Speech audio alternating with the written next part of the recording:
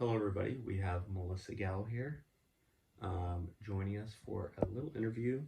Um, Melissa, can you tell us what today's anniversary is? Today is the 41st anniversary of my baptism. I was baptized on December 29th, 1982, into the Church of Jesus Christ of Latter-day Saints. That is awesome.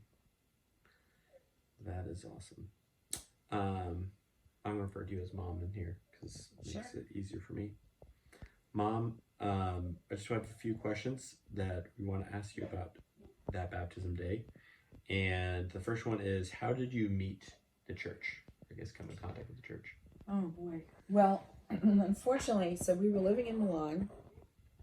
Dad and I were newlyweds, and we would see the missionaries, and we knew that they were missionaries, and we didn't want to have anything to do with them because they were American, and we wanted to speak Italian, and we wanted to blend in with Italian society, and we were not religious. Neither of us was raised in a religious household. And we thought it was just a bunch of foolishness. So every time we saw the missionaries, we would literally run from them.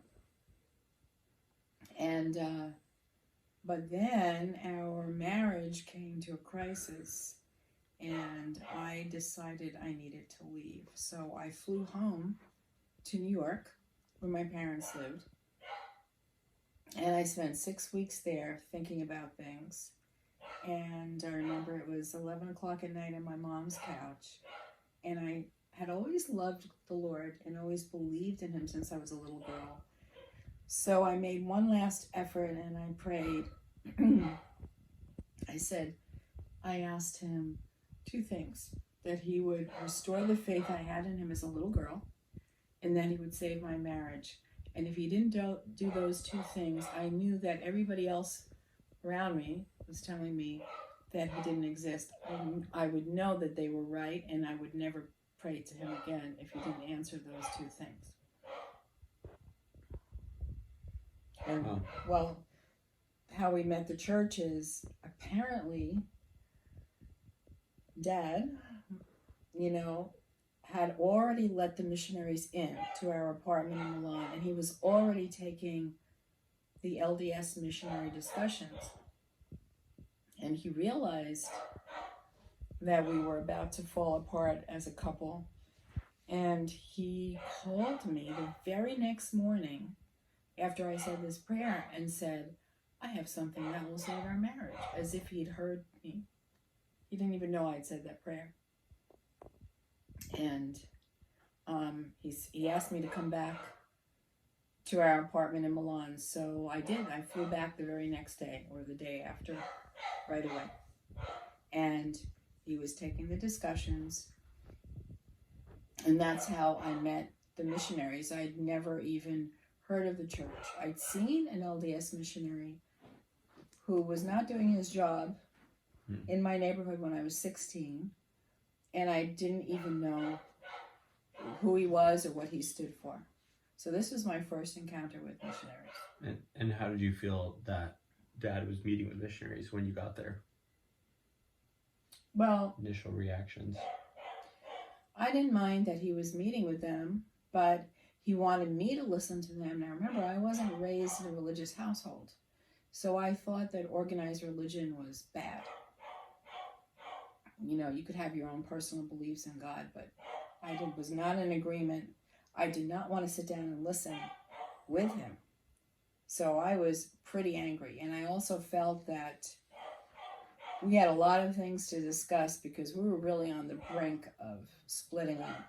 And to have these kids that I didn't know, because Mormon LDS missionaries are young, coming into my apartment and talking to me about things I really wasn't interested in, I felt that it was a waste of time and there were more important matters that we needed to discuss. So I was pretty angry and I did not want them coming over.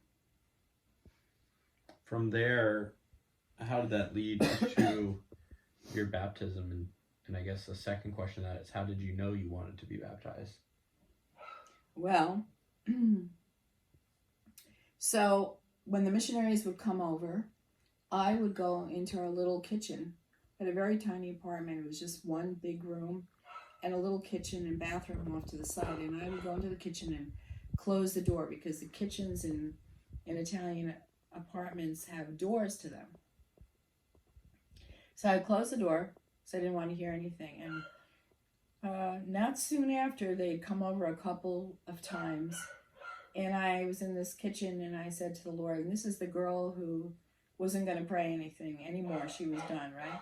And I said to the Lord, listen, you know and I know that these guys are wrong. And I heard a voice in my head. And the Lord said to me, why, how can you condemn them if you haven't sat down and listened to what they have to say? So I told the Lord that was a good point. And I got up and I wandered into our little one room and I sat down. And I know it was because of obedience to his voice that I was given a spiritual manifestation.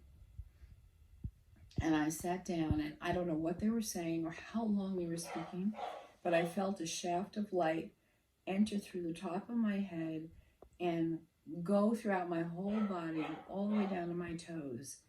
And I knew that what they were saying was true, but I was also split into a million cells, and they all got their own testimony.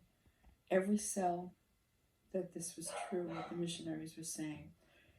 And I picked my head up. I don't know how long it lasted. It could have been seconds. And I knew what they were saying was true. And I started listening to what they were saying. And I still had questions. But now I was a very attentive listener because I knew that what they were teaching me was true. I knew it beyond a shadow of a doubt. And I would still argue with them, because I had my old beliefs, but I knew what they were saying is true and nobody could take that from me. And so because Dad was farther along in the discussions, and you had to take so many discussions to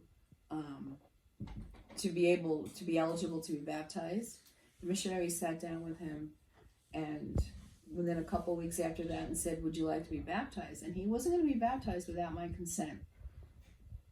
And I said to him, you need to be baptized. And so he was baptized and I was baptized. I just made the decision to be baptized a week later, even though I didn't have half the discussions. I was baptized a week later. So he was baptized 4 days before Christmas, and I was baptized 4 days after Christmas. That is awesome. We're going to take a break.